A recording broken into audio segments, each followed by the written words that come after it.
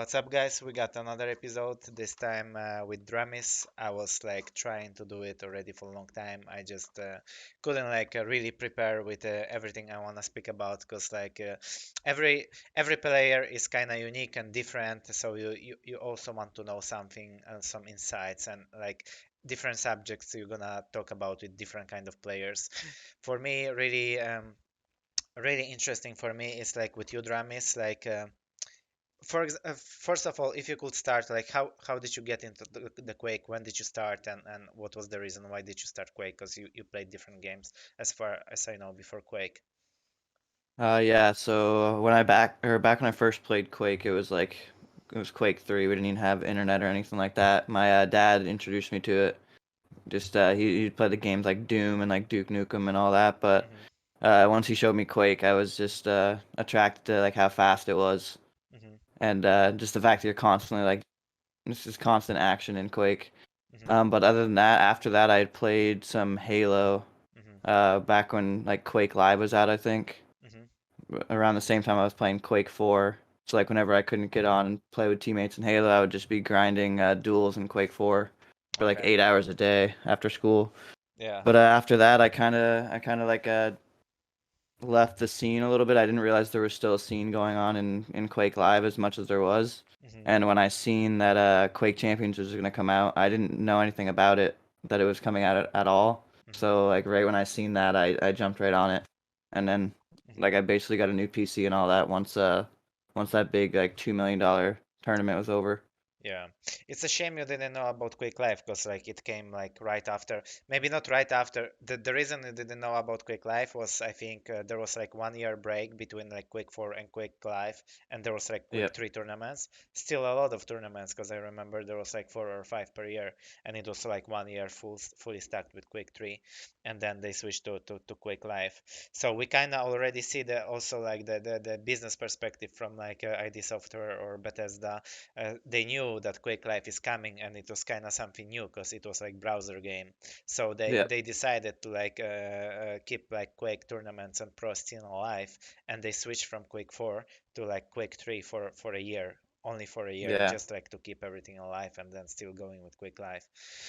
So that's for the people who keep asking about the QPL and like the future of Quake. And if everything's happening and we get tournaments, it means probably there is some bigger plan which we don't know about, and maybe something's happening. Maybe new Quake gonna come up. We had rumors like this also before. So so you basically played like Quake Champions almost from the beginning, not from the very first like beta test, because there was like this show match I remember in where was that? But there was like this sacrifice show match between EU and NA, and it Yeah. was some expo. I forgot the name, but it was in US. So at that time, only like certain players had like access. I remember I was playing Overwatch back then. So you started right after that, and you tried to qualify for $1 million tournament, right? Yeah, so I was playing like a 60 hertz monitor and like this old PC. Yeah, and Yeah, I'd never played on anything but, so I didn't expect it to be so much better when I did upgrade. yeah. But during one of the last qualifiers, I had gotten a 240 hertz monitor sent to my house. Hmm. But the power actually went out in the last qualifier, so the Jesus. first round in, power goes out and I just get disqualified. It was sunny out and everything, so I don't know what the fuck happened there, but Oh my God. yeah, disqualified, couldn't play, and like I don't think there was really anybody left that was gonna qualify over me at that Hmm. time because that's when Slash was like really strong too. Hmm. So right when I got the monitor and the PC, that's basically when the qualifiers Yeah. ended. So I was just watching everybody else Jesus. go. Yeah, but Such I've definitely been unfortunate. playing like basically from the beginning. As soon as I seen Unfortunate. Quake was out. Yeah, unfortunate, especially that the Yeah, prices were so high and like almost yeah. everybody was getting paid and things You like show up, this. get last place, make like 20,000. Yeah, Jesus, that's Jesus. fucking Yeah. insane. Anyway, I'm gonna skip like this first part of the Quake Champion, and because the real story for me, the real story of you begins like with Quake on 2019 when we switched from like rounds to time limit, and this is the Yeah. time where when you drastically started to improve? Like, do you think the reason why you started to improve so much when the QPL League started is because you kind of like get more motivated and you played every single week, so you prepared for each match and maybe you put more time into that? Because I remember there was like many people were taking a lot of breaks between big tournaments, because we had, for example, QuakeCon, we had DreamHack, we had something else, Yeah. we had ESL Italy or something like this, and then we had like 3 months break. So like nobody played. Like maybe Rafa played a little bit. Like maybe few other guys, and then like maybe only he was able to like keep this like shape high. And what is the reason? Why did you like improve so much? What do you think?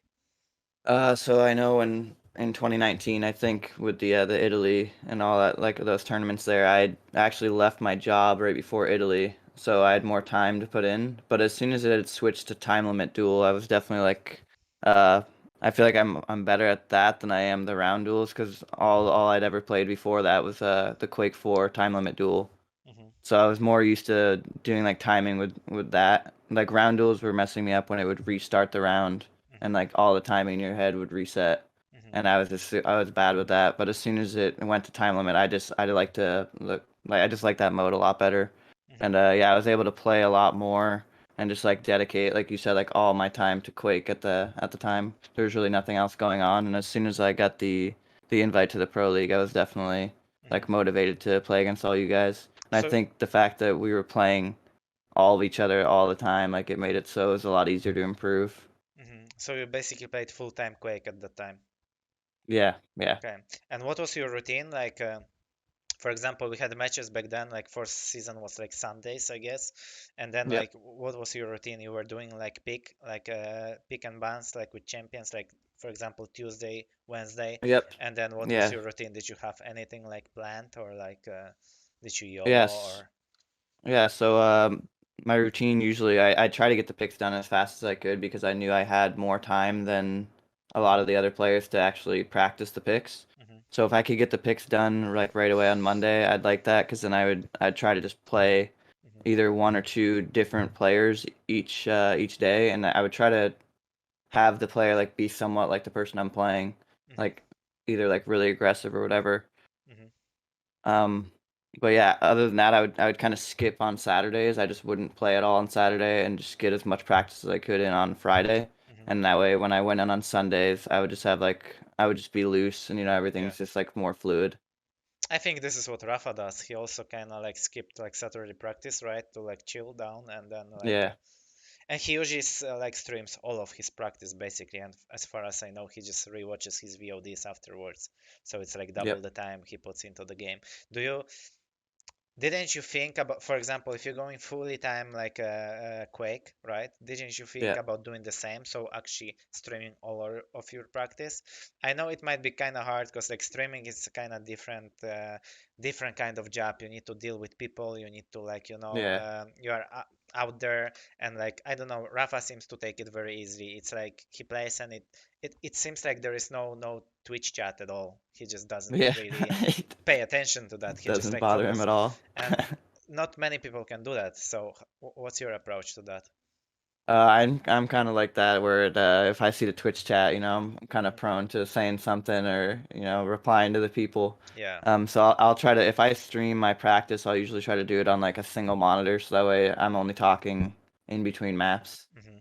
But I feel like before I would stream a lot, but right when we'd be coming up on a big tournament or something, I would kind of just like cut my stream off so that way nobody could like watch your VOD over. Because Hmm. I know a lot of the players were like really like researching people and like getting as much data Yeah. as they could. Yeah. So if I was streaming, I'd kind of try to like experiment with champions, things like that, just so that way people were expecting something that I wasn't gonna actually be doing at the tournament. Yeah. But yeah, streaming while I was practicing is definitely that was hard. Yeah.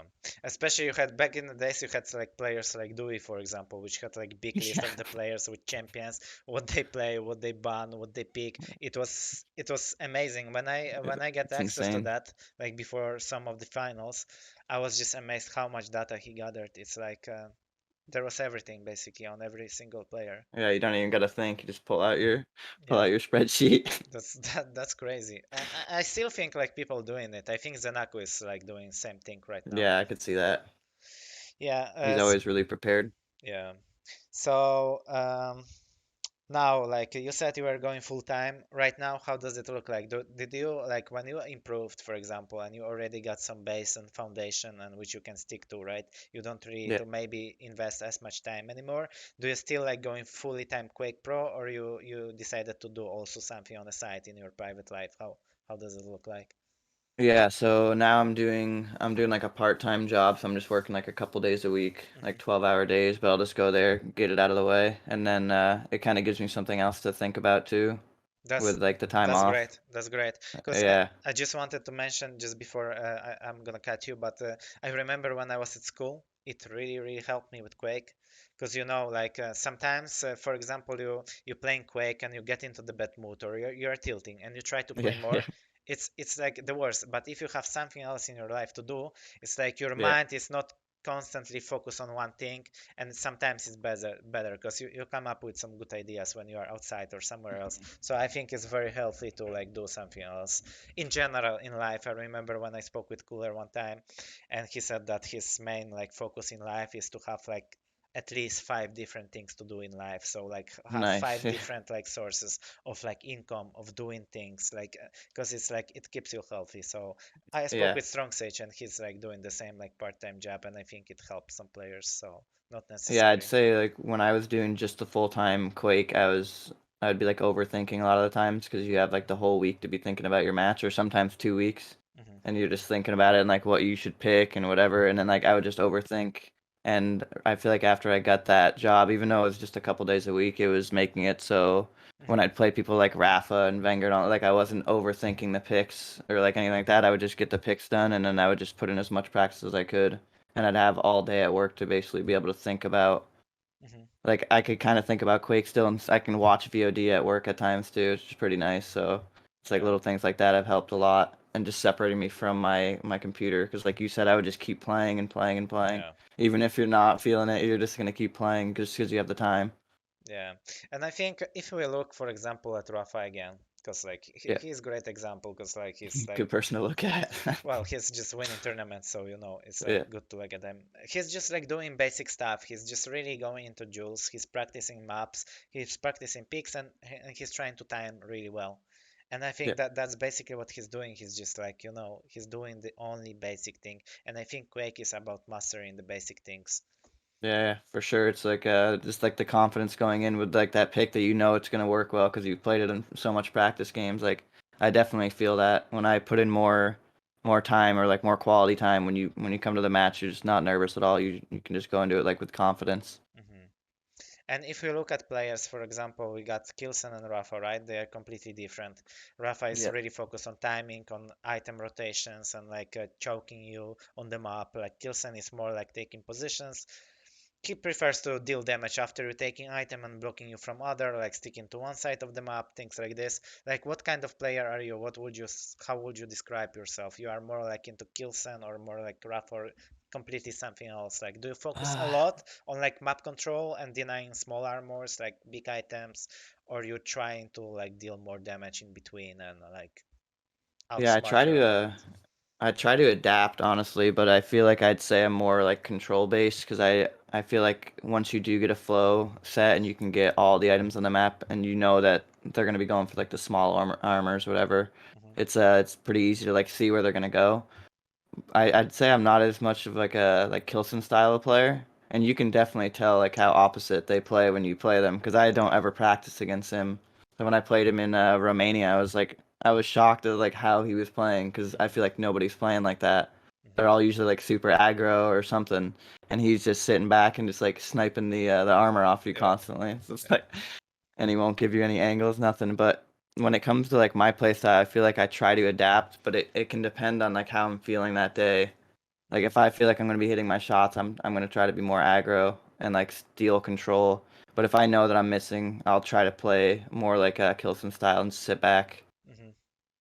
Well, yeah, it's easier to hit when you are playing more defensive, I Yeah, guess, because You get the sound cues first. You kind of know what's going on the map, and Hmm. the person. That's why it amazes me with Rafa how he's like aware of the map because he's like running constantly. In Quake Yeah, Champions, you cannot really run and like know what's going on and hear like catch sounds and things like this. So it comes from the huge amount of practice, I think. So his game for sense sure. is really on top in that case.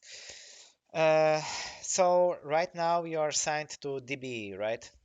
Yeah, And you are together. Is CNZ still like playing in the org? Because I've seen like they send I you guys believe to the so. Spain, Yeah, like at the moment, I believe so. I think I know when we went to Italy, he's still under, or not Italy, Spain. Spain, he's still Yeah, under DBE. I'm not that's sure what's nice. going on with like the next season or not, but I know like for now he's still part of DBE. That's nice because like from the events, like I know your manager and people who work with you. I think they really take good care of you guys and they For stick for sure. good and bad. So that's really important for your like mental thing that you have people who back you up and you don't need to worry about that. Yeah. So Yeah, they've it's been great, honestly. yeah, it's super cool to see that CNZ is still there, even though he's like out of the league. And Yeah. this is what I wanted to say to ask you. Like, first of all, I don't really agree with the system how it worked on QuakeCon because like we get a match where like Nosfa and CNZ played to to be in the league. Yeah, I don't understand how it works, but in my opinion, it shouldn't be like this. That two like Quake Pro League players playing between each other to like stay in the league. for But sure. it's of course because like we had this situation when we had to get rid of some players this year, so Hmm. maybe that messed up the bracket like really hard. Yeah, But like 5 or 6 people just missing. Yeah. yeah, so and what's your relationship now with CNZ? You still like talking daily, or how does he feel like mentally? Did he took it well that he's out of the league, or what's his plan? Is he going back, or like what's his I plan? mean, I'm not too sure, honestly. I haven't seen him playing too much since Romania. We haven't been in contact too much, but we're gonna be playing like the 2v2 tournaments coming up here. Hmm. So like we'll be doing those together. I don't think he's like putting a bunch of time into like duel or like maybe for right now, but I don't know if he could be trying for next season. I'm not actually sure because I haven't talked to him too much about it. But he definitely seemed like a little upset when he had gotten knocked out, obviously, but I feel like he was more upset about how he was like who he was playing Hmm. to get knocked out. Like you said, like he's playing Yeah. Nosfa to stay in the league, and like both of them are really insane like players. So it's like somebody has to get knocked out Yeah, this is the biggest shame that one of them would like go out of the league anyway. no matter If what. it Yeah, wasn't CNZ, it would be Nosa, which yeah. also would And be if I lost to CNZ super or bad. RMV, whatever, I would have been down there. So I was like, Yeah, that bracket that we had was crazy. yeah.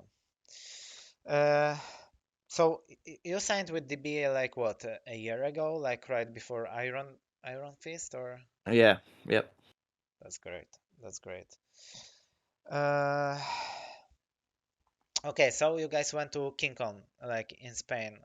Before that, there was like Australian line. Did you at any point try to go there? I know it's super problematic and long fight, and yeah. I wouldn't be able to survive that fight, so I Yeah, I decided to don't not think go. it's gonna be a struggle if I ever do go. But yeah, we were trying to go, but it would have been like way out of like it would have just been like way out of the way, like just cost too much money and everything, and it was kind of like a little bit last second, so it Hmm. would have been even more coming from where I am. Hmm. And so like that was the whole reason why we had went to Spain was because we couldn't attend the Australia lane, and then the Iron Fist got canceled, so it basically like gave us the in Hmm. to go to KeenCon, which was really nice, honestly. That was Yeah, I wanted to some of the ask like best production. what was your experience? Because like as far as I seen like on streams, the production was like top, and I can Yeah, tell that the studio maybe wasn't too big, but it was kind of organized in a way that it looked like proper like it looked like a proper event which would like charge the production like production team would charge you like 50 100K to make that yeah, tournament basically. yeah, 100%. That's It crazy. was like really nice. It Yeah. was like extremely nice in there, like more than I expected, honestly. Even like the waiting areas, like everywhere you were, it was insane. Like they definitely put their time in there, and like the work shows. Hmm. Like the staff too were like super nice people. Like nobody was being rude or like trying to push you along too It hard. was fully Like Spanish team, right? Fully Spanish yep, production. yep. And Okay. they were doing real well with my English, so Yeah. And yeah, I did you feel like they have were like doing really well. any practice like area? What's that? Oh yeah, so we had it's like up above where we were. like where the stage is. It was like Mhm. above. You could like see it from the stage. You could Ah, look up yeah, and yeah. I see. actually seen photos like of you somewhere, like you were sitting on top with Yep. CNZ. Yeah, yeah. So like that whole area was pretty nice. Practice room. But yeah, that spot up there, like it was pretty nice. It would get a little warm up there, you Hmm. know. But other than that, it was super nice. And we all had our own PCs set up. They were super smooth. Like we were getting like 500-600 frames. Hmm. And then down on the stage, they had like a 280 hertz monitor too. So like Hmm. it was pretty smooth, And you had and like a everything ran pretty well. yeah, you had like a LAN server, right? Yeah, that was the biggest part. When I first like committed to going, I didn't realize we would have that. Hmm. And as soon as they said that we were gonna have like the LAN server, that I feel like that made the experience like way better. Even for like the players that have never gotten to play on LAN before, Hmm. you could see that they were just playing nonstop because they just wanted to get as much as they could. Yeah. So on every event, you're basically getting some experience and you learn from your own mistakes. Did Yeah. you did you realize something on KeenCon which you could implement in your game like later on in QPL? Like what was your mistake or like did you learn like something like specifically? I feel like the thing I learned specifically was just like I feel like I should have already learned this by now, but it's more like the just like risk reward situations. Like there's some times that you can risk, and then there's times like when you should never be taking that risk. Hmm. Like specifically, I guess when I came back on Zeniku on Awoken, and Hmm. I shouldn't even have been able to come back. But once I got to that point, I shouldn't have been risking anything to, keep it even. Because I Hmm. feel like I have the better champion in that matchup to be able to win. Hmm. And then I just went up to lift and did what I would normally do, and I was like hoping you would miss, but it's like you can't do that when you're playing against people that are, I guess, like as disciplined too, like as Zeniku's gonna be. Yeah. So like Yeah. just little things, I guess, just play a little more disciplined, like when it comes time to like sudden death situations, things like that. Hmm. Okay, like how do you rate like Slash nowadays in the meta? Because we know that you have a big love for this champion, and how would you describe her right now?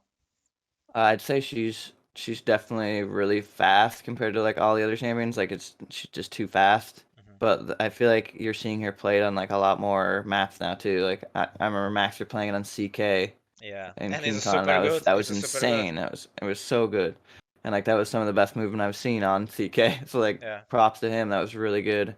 But she seems to be like more playable on maps that a lot of people weren't trying her on before, like Deep Embrace, things like Hmm. that. Hmm. So maybe she's becoming a little too strong, I'd say maybe, just because Yeah. she's able to be played on more maps than like just Ruins and like Blood Covenant or whatever. Yeah. So yeah, I'd say she's definitely a little strong right now. Maybe you shouldn't say that because then they're gonna Yeah, nerf it, yeah. right? And you cannot play Everybody's gonna nerf it. Slash anymore. Yeah. What are your settings? Like, what is your Sense, Excel, and DPI? Because like I think it's super high, right? Yeah, yep. So I'm playing on 800 DPI, Hmm. 4.5, and then like 4.5 cents. yeah, Jesus, for and real? then yeah, and then 0.17 Excel. So it's a little Point fast. what? That's super fast. You're barely Yeah, for moving your sure. hand. Barely moving. And Jesus. it's one of those things where I feel like I can't change it now that I'm like really used to it because it's to the point Yeah, where if I yeah, try to play at a lower sense, my everything is off. Like I can't yeah. rocket jump right. I can't. Yeah, movement is bad and your My rocket movement, cycle is really bad. specifically movement, is really really bad, and that's what I like about high sense the most is that you can like still keep your movement going while turning around and Mhm. aiming at somebody, turn back around and keep And going. it doesn't interrupt or disturb your aiming. Like, do you feel like maybe if you would lower it a little bit, maybe you would improve on hit scans or something? Or Yeah, I was gonna say I think my LG could definitely like improve a little bit, but it almost feels like it depends on like the day I'm playing. So like if my hands are loose or whatever, I can hit decent LG, but if I'm like tight or nervous or anything like that and I try to LG anybody, it's just not gonna happen. yeah, But I that, could definitely see that being like improved if I had lowered it a little bit. Even if the other ones took like a deficit, I think that would probably help. do you even pay like big attention to your aiming, or you more focused on strategy and you don't really pay attention to aiming or training aiming, like improving aim? I don't train my aim, but I definitely focus on it a lot because I see like in situations where you shouldn't be winning fights, you can still win the fight if if you're really focused on your shot. Hmm. You can like hit a couple rails you shouldn't be hitting, things like that. Hmm. But yeah, I'd say I focus more on like the aim in game when it comes to that because I feel like the strategy, like timing and all that, should be something that should be second nature, but same with aim. So Hmm. it's kind of like balanced, I'd say. All right. What do you think about the format of Quake, like QPL League and things like this? Wouldn't you like to see, for example, 2v2, like for a Yeah. change? Yeah, so 2v2 is like I feel like my favorite game mode in like any game, so I'm always for that. Hmm. I think maybe a change for like a one season or something like that wouldn't be bad, just to Yeah, get people like something I don't fresh. know, like you're not burnt out. Yeah, so Yeah. like then you got something fresh to compete for and it's something different. But yeah, other than that, I feel like the format I just wish we had maybe a little more lands like we did in the beginning. Yeah, But like definitely. I'm happy that we still get one, but I mean it definitely was nicer when we had like a couple to break up the stages. Hmm. What will be good, for example, I was thinking there's many things you can do with 2v2. You can kind of go regions, or you can, for example, take like top one from the last season, and he has to pick someone from bottom five or something like Yeah, this, and second guy also from bottom five, and then somehow like mix those people. That will be interesting, you know? I think that'd be really cool. That'd be really, really nice. Yeah. Uh, all right. I got this. Now, for example, we got like another season, right? And it's gonna like league gonna start, and let's say it's the same like it was last time. Like, what are your goals for the next season? What you will try to achieve, and what will be your routine? It's gonna be the same, or you're gonna change something, or Yeah, so I'm gonna try to keep the same routine for the most part. Obviously, I'll be working this time around, hmm but I think last time when I did start working, I feel like I was playing better in my matches. hmm Um, I'd say my goal this year though is to be like more consistent with my matches themselves. So even so, like if I'm beating somebody like Rafa or whatever, I hmm don't want to be like getting 3-0'd by somebody that's like at the bottom of the league because I'm yeah, just not as focused yeah, or just not as consistent. So I'm gonna try to keep everything like outside of my life and in the game like more consistent, and then hopefully go for like a nice finish at the LAN this time around. But I hmm feel like I'm always dropping at around like ninth through 12th, and so hmm it's like I'm hoping to get it at the very least top 8, but I'd like to get it so I'm like in the top 3 or like going for the finals, whatever. yeah, It's a matter of like I just like to play. It's like when you get knocked out and you're watching the tournament, that's when it's the worst. So yeah. I just like to stay in a little longer, maybe make it to Championship Sunday. hmm Do you try to do any physical activities like during PPL, or you trying to go for walks or gym or like whatever? Yeah, so I've been trying to just like work out on days that I wouldn't be playing because it'll just make my hands too tight. I'll just like work out Yeah. and definitely like getting runs and things like that if help like hmm your like heart rate stay low. I feel like when you're playing, hmm especially like big matches, it's like your heart just doesn't really get as pumped hmm up as it normally would. But yeah, Yeah. I think physical exercise is huge. Yeah. I remember like I was trying running, like Fatality did running as well, Cypher did some running, and I think it just like calms you down. Like when you are like exhausted, you kind of so calm that you don't even have like this inside power to like tilt or be nervous or Yeah, you anything. can't even get mad because you're Yeah, just it yeah. just I definitely get calms that. you down. And did you have any chance like to visit something in Spain after the tournament? Because the tournament was held in Barcelona. Did you get any chance to visit something? Yeah, so on the first night I went there, I went with Chain and CNZ and my manager, and we went to like the Mediterranean Sea, it's like the beach line there. So we Hmm. were walking around there for a while, and then we also went to try to get into the stadium, like the soccer stadium, Yeah, yeah, which was Barcelona. huge. Like that was insane. I think CNZ actually did get some pictures in there, Yeah, but it was so packed the first day we went there, we were like, yeah. no, that's not happening. You, But those two are like the biggest things. yeah, they farming money like really hard on this stadium. You can buy everything. You can buy like jerseys, like Yeah. caps. You can buy like some make some photo for money. Like you can buy Yeah, everything it there. was crazy. Yeah, And I was like before I gamed a bunch, I was basically like solely playing soccer. It's like yeah, I was like obsessed with soccer, so it was really nice to be able to go see that stadium. yeah, yeah. Do you follow like this World Cup, which is happening now in Qatar? I don't, but this is probably the first year I'm actually watching it a little bit. Yeah, Probably because I was just like at that stadium, it's like it yeah, kind of like revive. yeah. Feels good. Okay, so we got like 2v2 tournament made by DB. Like shout outs to them, and I'm really super impressed like how they take care of you and how they invest in Quake. Where this love for Quake come from DB? Why they are doing so much to the community? Why they are organizing tournaments? Because the prize pool is already 1.5K, right? Yeah, it's pretty nice. And so I don't know where the passion comes from, honestly. I know before he was in Quake, like our manager, he was dealing with or playing Counter-Strike. Maybe he was doing Counter-Strike managing. Hmm. But I think he said that it was like the part where each person has like their own storyline and everybody plays like a specific way and it's not like a team based. So you can Hmm. like pick a player and stick with them Yeah, and like grow with them. It's a little different than like a team where you're constantly having to switch it up and you don't really create the same bond that I would say you get from having like a one-on-one. yeah, But yeah, yeah, I feel like, and then other than that, I think he's just like passionate about the game itself because it's so, I feel like he stated that it's like really, you can see how hard it is to be playing. So like the people that are playing are yeah, really like they're like really smart, like analytical, whatever. They usually have something going where they're like really good at it because otherwise you wouldn't even yeah, be yeah. in the league. And how we gonna practice for that? Like you got like 4 days or something? You got like some scrims booked already or? I don't know, honestly. I know we played the 2v2 tournament this last weekend, so like that was a nice little practice that we Yeah. got. I'm not sure if he's gonna be able to play, but I also might be busy because it's like Thanksgiving week. Oh yeah. Yeah, so I don't. If we play at all, it'll probably be like on Friday, but we might just have to go into it cold and hope that we qualify for Yeah. our own tournament. Yeah. Because like this week is qualifiers, right? And the finals are Yeah, when? I think next week after that. Okay, so it's fifth or something like that. No, it's Yeah, even third or something like that. yeah, it's like this. Yeah. All right, last question, dramiS. Like, if you would like advise someone like how to improve in duels, like what would you say is the most important thing?